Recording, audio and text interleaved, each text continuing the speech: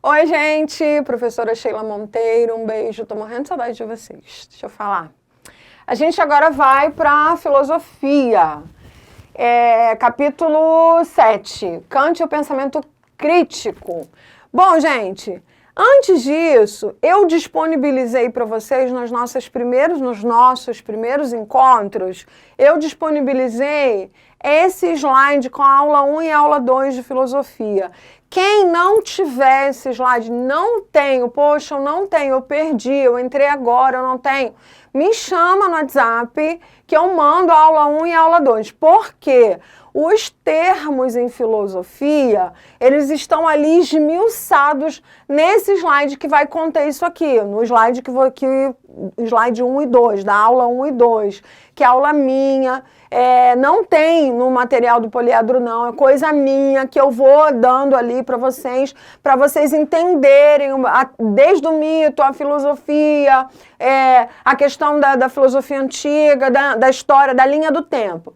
E eu trouxe esse quadro hoje, eu inseri esse quadro que está lá na aula 1 e na aula 2, para que a gente entenda, a gente tenha mais ou menos uma noção dessa linha do tempo filosófica, ok? Então, onde nós estamos no capítulo 7? A gente está na filosofia aqui, ó, filosofia moderna. E hoje a gente vai falar de Kant, ok? Identifica o Kant ali, aí a gente vai ver, parte de baixo, filosofia moderna, ok?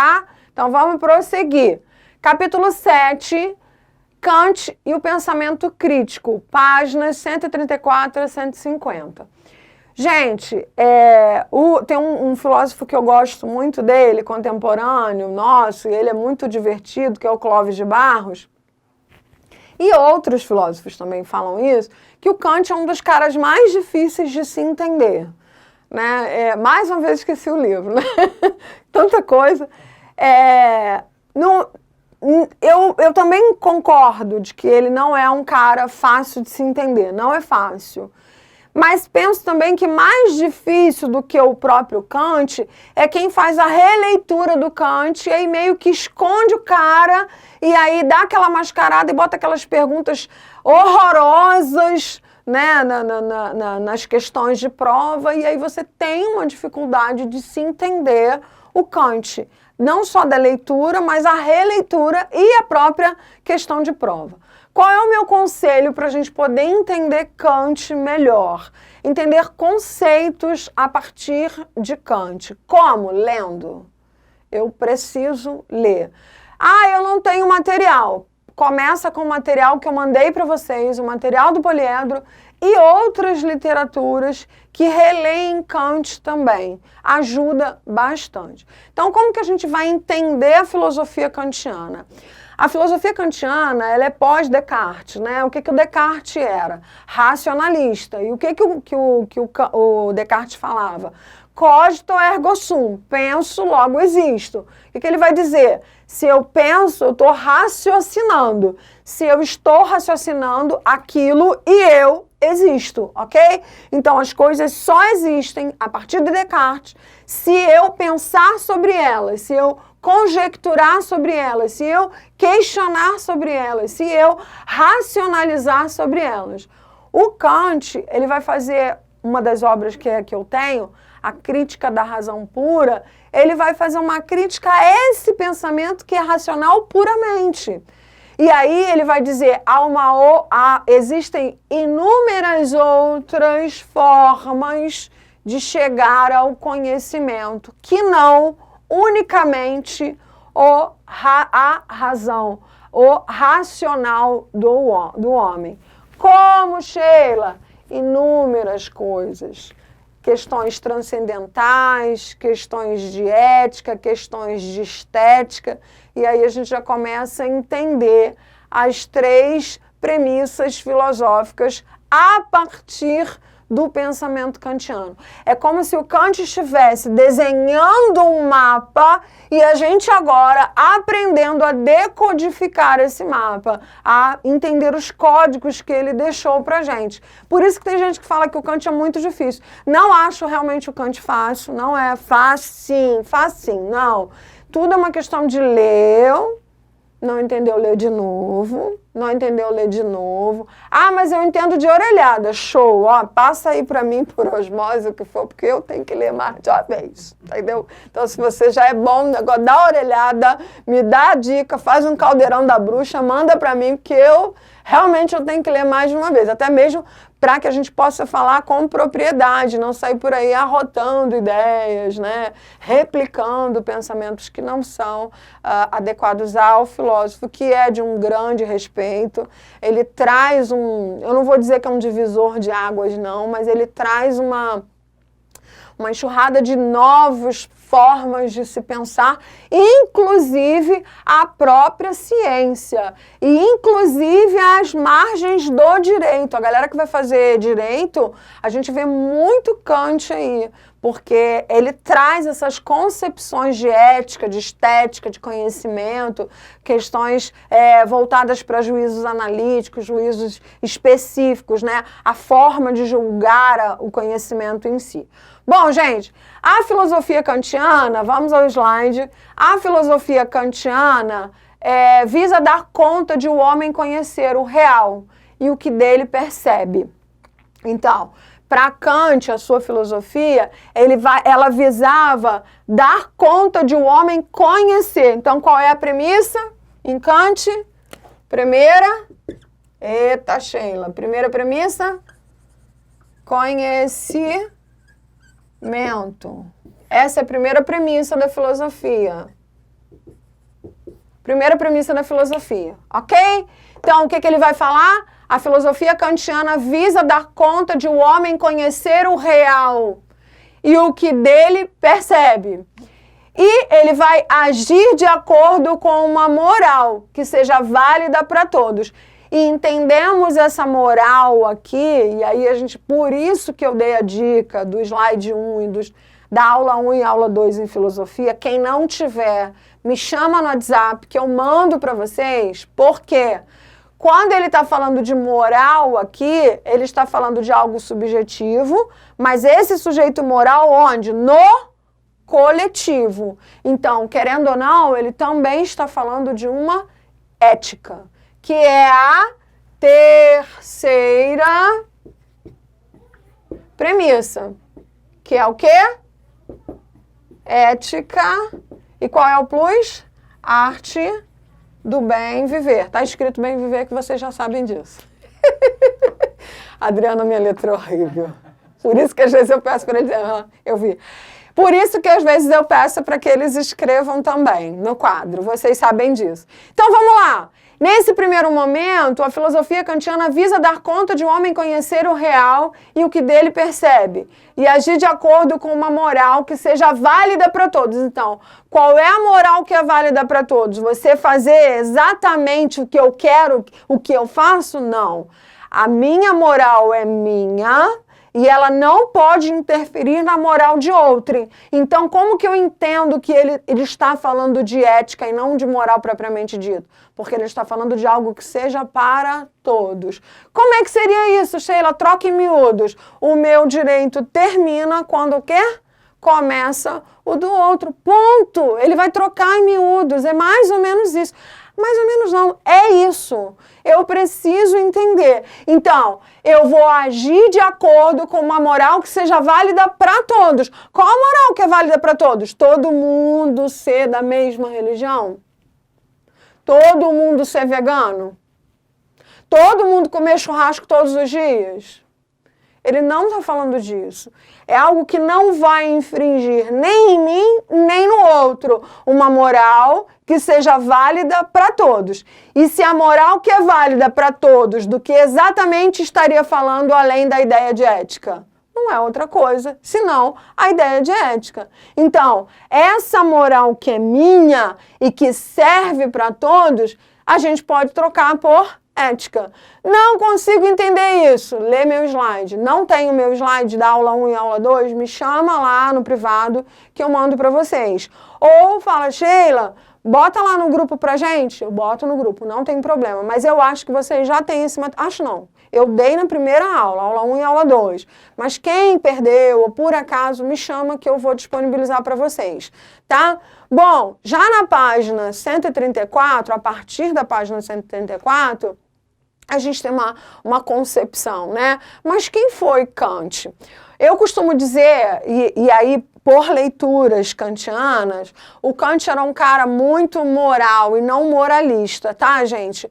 O Kant, ele tinha uma conduta moral e uma conduta ética muito particular, muito exemplar, né? Ele era um exemplo enquanto pessoa. Ah, mas você viveu lá para saber? Não, escritos que a gente encontra dele. Ele, inclusive, há uma história que se conta de que as pessoas ajustavam o relógio na hora que ele passava, porque ele passava paulatinamente às 15 horas para fazer suas coisas, tipo no mercado ou o que fosse ali na sua região residencial. Então, ele tinha isso, tanto é que na crítica da razão prática, onde uma das obras dele, na crítica da razão prática, ele traz a ideia de ética no sentido de que você deve ter uma conduta moral ética tão exemplar que você deve ser o primeiro da fila para que todos acabem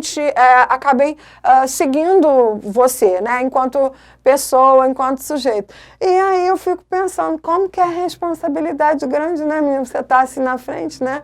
É uma coisa muito difícil. Mas siga-me os bons, né? Como se ele estivesse falando isso, né? Quem falava isso? Era o Chapolin? Chapolin, tá vendo? Eu sou chavomaníaca, né? Eu gosto também. Da minha época, adoro Chaves. Então, gente, esse era o Kant. Então, como que eu entendo quem foi o Kant? Immanuel Kant, filósofo alemão, idealizador da filosofia crítica. É um sistema que procurou determinar os limites da razão humana. Como que o Kant ele é conhecido? Trazendo uma filosofia crítica, que faz uma crítica à razão humana, de como que o homem conhece por meio da razão.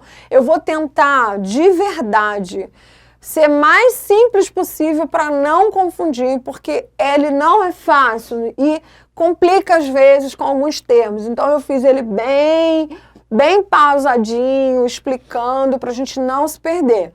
Então, sistema que procurou determinar os limites da razão humana. Sua obra é considerada um marco na filosofia moderna, pós-pensamentos cartesianos. Ele é um marco na filosofia moderna pós-cartesiano. Cartesiano eu lembro de quem? René Descartes, racionalista. O Descartes, ele é um divisor de águas num período onde a gente já estava ali começando pós-iluminismo, a gente tinha aquela questão assim da igreja, do período medieval, mas o Descartes ele foi extremamente necessário.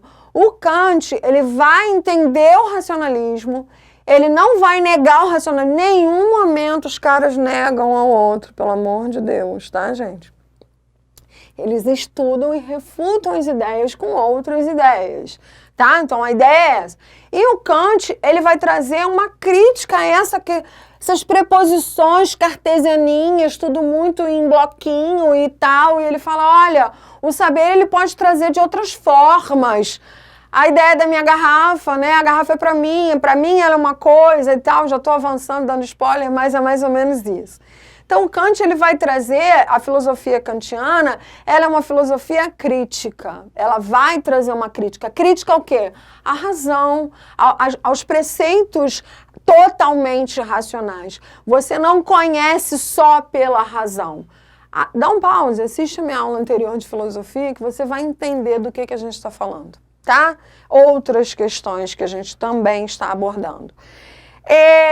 Aí a gente vai entre 1770 e 1781, se deu a construção da filosofia crítica kantiana.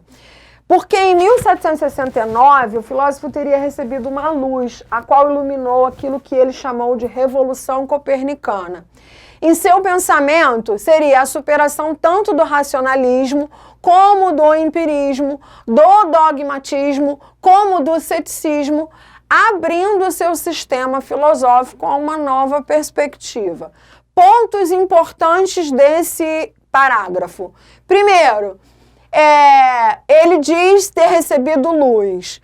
Quando o Descartes fala do sonho, vou voltar, mas a gente está falando de Kant, mas só para você entender. Quando o Descartes fala que ele tem um sonho, que ele se vê fora do corpo, e ele vê que pode ter um gênio maligno, e que é algo ruim dentro dele, e ao mesmo tempo não é dentro, não é fora, é dentro, e tal, e ele recebe uma luz, e aí ele vai falar que ele deve duvidar de tudo, e que eles falam, o ponto é, eu recebi uma luz. E o Kant, posterior, fala, eu recebi uma luz que iluminou tudo aquilo. E essa luz eu chamo de Revolução Copernicana, parafraseando o heliocentrismo. Eles, naquele momento, eles vêm muito impregnados de uma arquê, de uma physis que era o quê? Deus, lembra que a gente falou isso? Por isso que eu estou falando, volta na minha primeira aula. Tem coisas que a gente tem que fazer um processo de abstração e tem coisas que a gente tem que começar a apropriar para a gente poder entender os termos. É só isso. Então, vamos lá. Nesse momento aqui, tanto em Descartes quanto em Kant, quando eles falam, eu recebi uma luz, é porque o arquétipo de todas as coisas para eles ainda era Deus, querendo ou não, tinha uma força divina, iluminada e tudo mais. Então, é só isso, só para vocês entenderem. Ele diz ter recebido uma luz. E por que você colocou isso? Porque está na página do nosso material, página, cadê? 134 e 135, por aí. Então, é um material a ser reproduzido. Volta lá, dá uma lida com a minha explicação, com o meu slide, ajuda bastante. Então, primeira coisa desse parágrafo, ao dizer que recebeu luz, ele está dizendo o quê? Ele recebe uma inspiração. Essa luz é uma inspiração. É divina? Ele vai parafrasear essa luz, chamando ela de Revolução Copernicana, parafraseando o heliocentrismo, ok? Em seu pensamento, ela, nessa Revolução Copernicana, que ele vai parafrasear a ideia dele, ele vai superar o racionalismo. Ele não negou, ele supera. O saber é mais do que racional. O saber é mais do que empírico. Mais do que as experiências. O saber é mais do que dogmático. O saber é mais do que cético. Ele abre um sistema filosófico a uma nova perspectiva. O que seria essa nova perspectiva? Crítica da razão pura, crítica da razão prática e as propriedades do juízo, a propriedade que eu tenho de julgar sobre o objeto e o objeto o que ele infringe em mim. Vamos voltar para a gente falar disso. Revolução Copernicana. Kant buscou o heliocentrismo de Copérnico, a metáfora para a mudança do foco na teoria do conhecimento. Que sai do objeto e concentra-se no sujeito. Quando a gente fala do conhecimento anterior a Kant, o conhecimento ele estava no próprio objeto. Tem um conhecimento nessa garrafa, né? O que ela é, concepções, material, forma e tal. E aí, a partir de Kant, o conhecimento não está mais no objeto, está no sujeito. Por isso que, para mim, a minha garrafa, ela infringe um conhecimento, ela tem uma estrutura, ela passa por mim. Se eu dou minha garrafa de presente para o outro, é diferente para o outro, para ele pode ser qualquer outra coisa, sei lá, um peso de papel, né, qualquer coisa. Então, é disso que o Kant estava começando a trazer. Então, Ele tira a teoria do conhecimento, sai do objeto, não está mais no objeto, e o conhecimento concentra-se agora no sujeito. Eu, sujeito, pessoa, você, sujeito, pessoa, é que vai saber, vai conhecer como conhecer. O conhecimento é importante. Como eu vou conhecer? O quê? A garrafa, o controle, a TV, como? Não está mais no objeto, mas no sujeito. É como o sujeito conhece a coisa em si. E coisa em si é uma nomenclatura kantiana, é uma linguagem kantiana. Bom, o objeto concentra-se no sujeito. O conhecimento concentra-se no sujeito. O que sai do objeto concentra-se no sujeito. Dessa forma, o filósofo faz sua obra, Crítica da Razão Pura, ok? A grande luz ou grande intuição de Kant consiste em demonstrar que não é o sujeito que se adapta ao objeto, mas o objeto que se adapta ao sujeito. A garrafa é minha, faço dela o que eu quiser, Adriano. Se você é seu dela, de presente para tu vai fazer do jeito que você quiser. Beleza?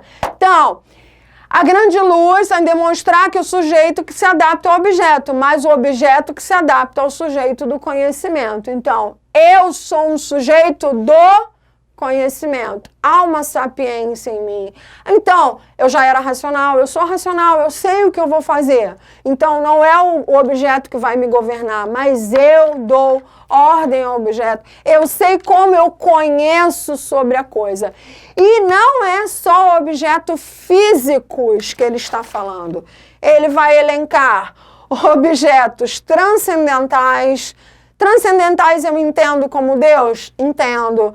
Deus ou deuses? Sim, entendo. Transcendentais e metafísicos eu vou entender como coisas que eu não coloco a mão? Sim. Do que eu estou falando? Amor, alegria, ódio, desejo, paixão, vontade, tesão. Então, são essas coisas que me movem ou eu movo as coisas? É disso que o Kant está falando. Cuidado! Não são as coisas, não é o objeto, mas é o que você, sujeito do conhecimento, faz com aquilo que vem às suas mãos para fazer. É um convite à maturidade, vocês não acham, não? Eu penso que o Kant já estava chamando a gente para ser mais madurinho, né? Na verdade, exemplo da minha garrafinha. Eu coloquei ali, ó, exemplo da minha garrafinha. Na verdade, Kant inaugura a ideia da premissa 1 da filosofia, como conhecer.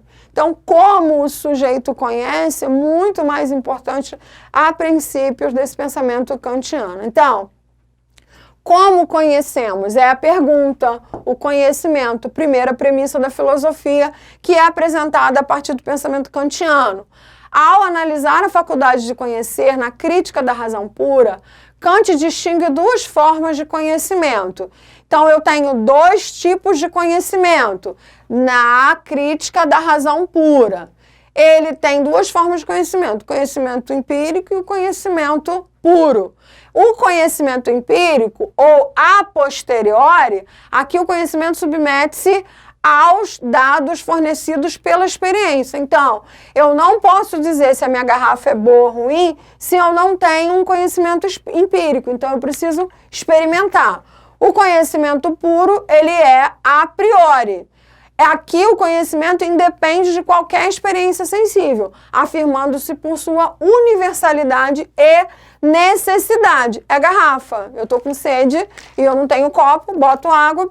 Não tenho que pensar muito isso. Ela é a priori, eu sei que aquilo ali é um lugar. Copo, eu sei que copo é para beber água. Eu odeio gente tomando café em copo, mas é uma cor minha que eu tenho que tratar em análise. Que eu acho ridículo, mas tudo bem. Beleza, gente, tá tudo tranquilo. Eu precisava me despir para vocês, né? Enfim. Mas conhecimento empírico, a priori, conhecimento puro, Conhecimento empírico, a posteriori, depois da experiência. Conhecimento puro, a priori, não preciso falar nada, é aquilo ali. A priori eu já sei o que está acontecendo, independente de eu ter que passar ou não, eu já sei que daquilo ali a experiência sensível vai ter ali, é universal. Sei que é uma garrafa, é para botar líquido, não importa o líquido, nem que você botar um xixi, que tem gente que faz isso, né? Mas enfim, gente, fora as minhas brincadeiras. O conhecimento em Kant é uma resultante da união entre os objetos da experiência, trazidos pela sensibilidade e as categorias lógicas do nosso entendimento. A crítica da razão pura baseia-se... Quase que eu caio. A crítica da razão pura baseia-se basicamente a sensibilidade para conhecer o entendimento do conhecimento, uma parte do nosso conhecimento. Quando ele fala da crítica da razão pura, ele faz uma crítica que como que é só racional o conhecimento? Não, não é só racional. O conhecimento passa por outras partes, incluindo o entendimento e a sensibilidade. Então, eu tenho sensibilidade e entendimento para quê? Para que eu possa conhecer sobre algo. Isso é Kant, ok? E é sensibilidade e entendimento para eu chegar no conhecimento. Me ocorre agora aqui uma forma, né? Você não deve cobrar da criança tudo de um adulto, porque ela ainda não tem nem sensibilidade, nem entendimento para chegar ao conhecimento em si. Ah, mas ela não é racional? É, mas ela parte do princípio de que ela está num processo de desenvolvimento emocional, psíquico, das fases oral, anal, genital. São fases, então eu não posso cobrar de uma criança a mesma atitude de um adulto. Seria isso um pensamento kantiano? Pode ser. É uma forma que me ocorre, é uma forma de se pensar sobre isso. A crítica da razão pura basicamente traz a ideia da sensibilidade para conhecer e o entendimento do conhecimento. Não posso cobrar que uma criança, um bebê ou uma criança de 10 anos, vamos por assim dizer, vai fazer um voto ou vai eleger alguém ou... O máximo que ela vai eleger é que ela ama mais o pai ou a mãe. Aí vai depender até de quem dá mais carinho, quem não dá. Mas ainda não tem essa condição sensível para esse entendimento, para esse racional, para esse conhecimento em si. Pode ter para outra coisa, para juntar os brinquedos, para fazer outras coisas. Então, seria mais ou menos isso? Pode ser, pode ser. Por que você sempre fala que pode ser? Porque nós somos uma caixinha de surpresa. Olha o Kant falando que não é só racional, enquanto que o Descartes dizia é racional, ok? Então tem essas condições. Obra crítica da razão pura. Deixa eu voltar aqui, como conhecemos foi. A obra dele, crítica da razão pura. A gente vai às obras agora para a gente delimitar aí a forma de pensamento. Na crítica da razão pura, ele vai falar sobre a estética transcendental, analítica transcendental, ideias transcendentais. Ai, meu Deus, que difícil, Sheila. Não é difícil, não. É que a gente não tá muito acostumado, né, com as nomenclaturas. Estética entra na segunda premissa da filosofia. Eita, butina. Estética, que é o quê? O belo. Porque, na verdade, a estética para Kant, ela é apenas uma forma de se apresentar. Então, vamos lá. Estética transcendental, como que se apresenta esse conhecimento? Na estética transcendental, primeira aula, o que é transcendental? Tudo que é além do homem, ok? Que está para além do homem, algo que eu não sei, transcende ao homem. Então, qual é a estética, qual é a apresentação desse conhecimento que transcende ao homem? Para ele, tudo vai ser belo. E aí, como é que funciona isso? Estética transcendental, um conhecimento a priori, que a priori é o quê? Ele vai ser, não tem que passar pela minha experiência, não. A gente viu ali no slide anterior. no qual a sensibilidade é definida como uma faculdade de intuição. Sabe aquela coisa assim, cara, eu sei, eu vou fazer essa conta, mas eu até sei qual é. Ih, cara, eu já sei o que é isso. É algo que você já sabe sobre, você só vai lá para conferir, para ver se está certo mesmo. Pensa aí em qualquer coisa da sua vida. É mais ou menos isso que ele está falando. Qualquer coisa. Pode ser até no manual, que você comprou uma coisa nova e você... Pô, eu já até sei, só vou dar uma lida aqui para conferir, mas eu já sei. É uma apresentação, é uma estética transcendental. Um conhecimento a priori no qual a sensibilidade é definida como uma faculdade da intuição. Nele, os fenômenos são apreendidos pelo sujeito. Não tem muito, nessa estética transcendental, muito que explicar. Tem gente que já sabe, intuitivamente, apreendidos pelos fenômenos do próprio sujeito.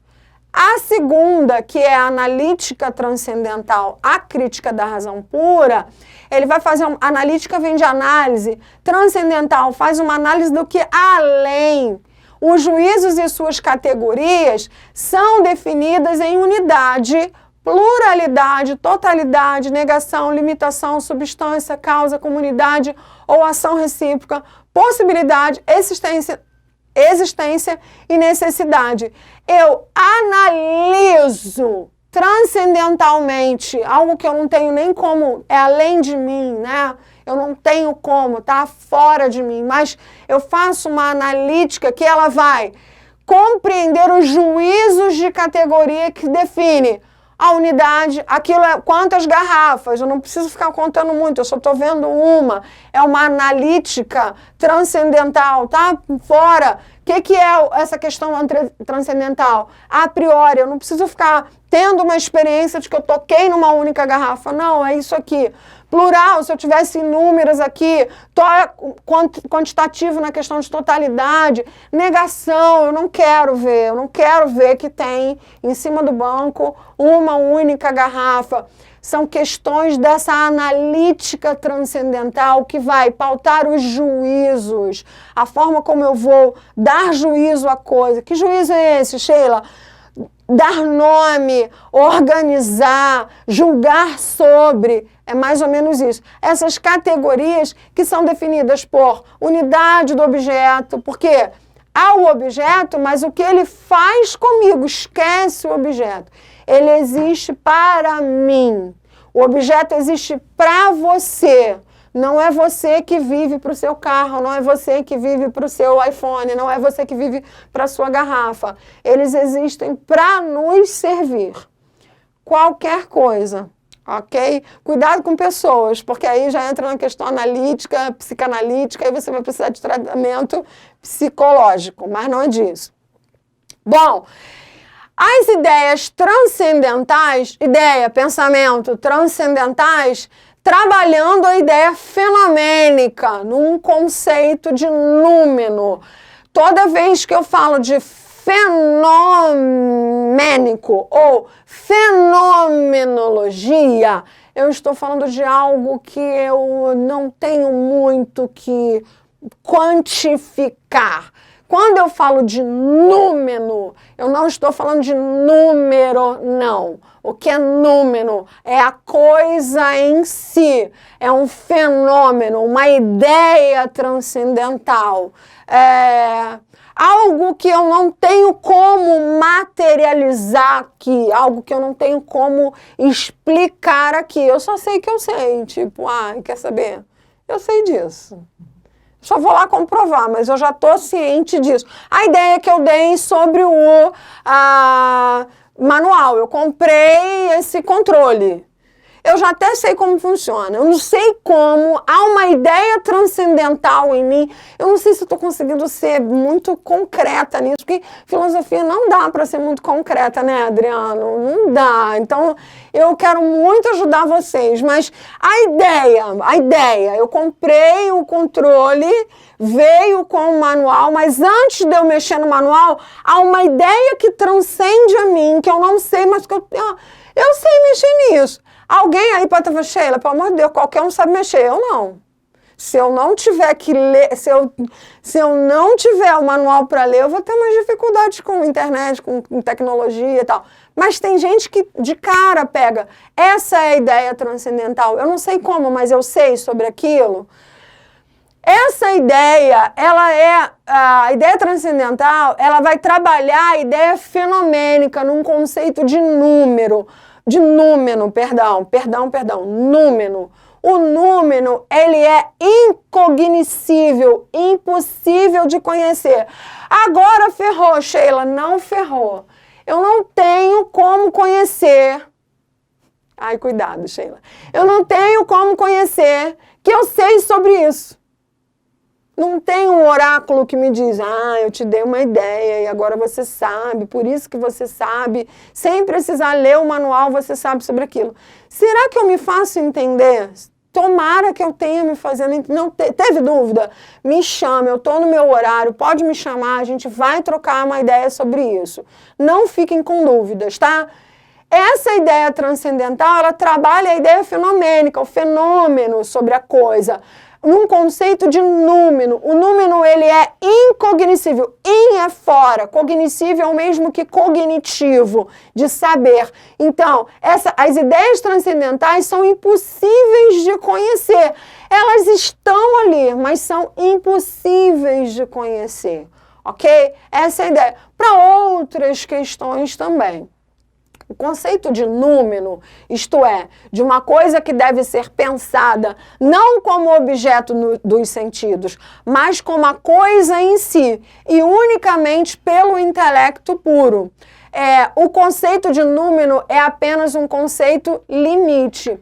O conceito de número, que é incognoscível como a coisa em si, ela também opera o intelecto. Ela também está aqui. Mas eu não tenho como escanear como que está aquilo ali. Saber que eu sei. Essa ideia transcendental. E número é essa questão da coisa em si. A coisa em si se explica, ok? Não tenho muito que explicar sobre isso. É um número, eu sei que eu sei, ninguém me ensinou, eu vou lá e faço. É algo que transcende, é uma ideia transcendental. Não tenho como explicar, mas ela também está no meu intelecto, ela está ali. Só não tenho como escanear isso, saber de onde isso veio. Outra obra dele, Crítica da Razão Prática. Se na Crítica da Razão Pura, ele vai fazer uma estética transcendental, uma analítica transcendental, ideias transcendentais, tudo para se trabalhar essa crítica de razão pura, da razão é aqui, ó, conhecimento. A crítica da razão pura, ele está falando desse primeiro momento da filosofia, dessa primeira premissa. Ele está falando tudo sobre o conhecimento. Que o conhecimento agora não é mais eu preciso, o objeto para mim. Não, eu dou uma posição para o meu objeto. Eu manipulo o objeto. Não é o objeto se apresenta para mim. Não, eu dou o nome àquilo. Passa por mim essa experiência. A partir de eu passar por mim a experiência do objeto, eu falo sobre ele. Tem também o objeto que eu vou só olhar e já vou ter, porque eu sou importante mais do que o objeto é em mim, ok? E a partir disso, na Crítica da Razão Prática, ele vai trazer que o imperativo categórico, o que é o imperativo categórico? Atuação, ok? Da categoria, daquilo que você está agindo, como um princípio racional e universal da moral, fundamentado na ética do dever, que a gente vai chamar, que a gente vai cunhar o termo deontologia, que é a teoria do dever cumprido, do trabalho profissional, que se refere à obediência desse princípio, valendo para todos e, portanto, funcionando como imperativos incondicionais. A Crítica da Razão Prática vai ser pauta para o direito, para a gente aprender uma ética que seja comum para todos. Meu primeiro slide dele, ele convida para que você tenha uma moral que seja acessível à comunidade. Que moral é essa que é sua, que serve para a comunidade, se não a ética? Então, é A crítica da razão prática é tudo que você sabe, agora põe em prática no seu imperativo categórico. Pratica aquilo que você sabe, seu conhecimento, né? Tenha uma estética bela para dentro dessa área que é a arte do bem viver, que é a ética. Bom, e aí a gente vai para essa próxima obra, que é a Crítica do Juízo, que pauta o juízo estético, o juízo... E coloquei duas vezes. O estético e o juízo teleológico. A crítica do juízo, especificamente a crítica do juízo estético, o juízo como faculdade ligada a sentimento puro. Desdobrando-se entre o intelecto, que é a faculdade cognitiva, que conhece do conhecimento em si, e a teoria, ou a teórica, e a razão, a faculdade prática. Essa questão do juízo estético é uma apresentação da minha faculdade cognitiva. Como que é o meu juízo estético sobre aquilo que eu aprendi e aprendi? Belo. Se eu não vou infringir aqui a ética, a arte do bem viver, o que eu aprendi e aprendi é belo. Agora, se eu for colocar de algo feio e bonito, se a minha ética está infringindo ali no outro, ela já não vai mais ser tão bela, né? Então há um julgamento aqui também. E o juízo estético como um belo, como algo que nasce da relação entre o objeto e sujeito. Qual é a relação que eu tenho com a minha garrafa? É bela no sentido de que ela me serve e no sentido de que eu não vou usá-la como uma arma para atacar em ninguém. Há uma beleza nesse juízo estético, como esse belo que nasce em relação entre o sujeito, o objeto e o sujeito. E que seria esse juízo teleológico? Uma reflexão praticamente impossível ao tentar identificar a finalidade da natureza. Se é minha garrafa e o objeto é meu e eu dou a ação a esse objeto, nesse juízo teleológico, eu não tenho que ficar julgando nada do outro, é só o meu, é meu. Isso daqui me faz voltar à ética, que é a arte do bem viver. Como você conhece não importa, qual é a estética do teu conhecimento não importa, qual é a ética que você está vivendo é que vai importar como você se comporta ali no meio social. Kant não é só isso, Kant tem inúmeras outras questões também, cabe a gente ler mais sobre o Kant, tem artigos também para a gente fazer essa leitura. O Kant, na verdade, é uma experiência sensível da coisa em si.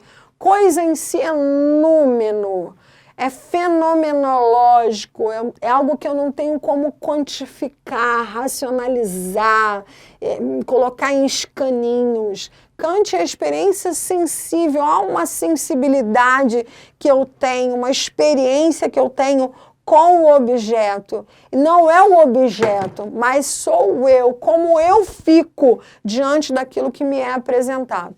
Espero ter podido fazer uma aula no qual vocês entendam um pouquinho mais sobre Kant. A gente sabe que Kant não é fácil, mas também não é esse bicho de 7 cabeças. A gente pode fazer a releitura. Tem os exercícios também que vocês podem fazer. Façam a leitura dos exercícios, elas são importantes. Leiam os exercícios e façam os links que vocês sabem. Eu já expliquei isso para vocês. Como que a gente faz? Isso aqui tem a ver com Kant, sim. Vai lá, dá uma olhada.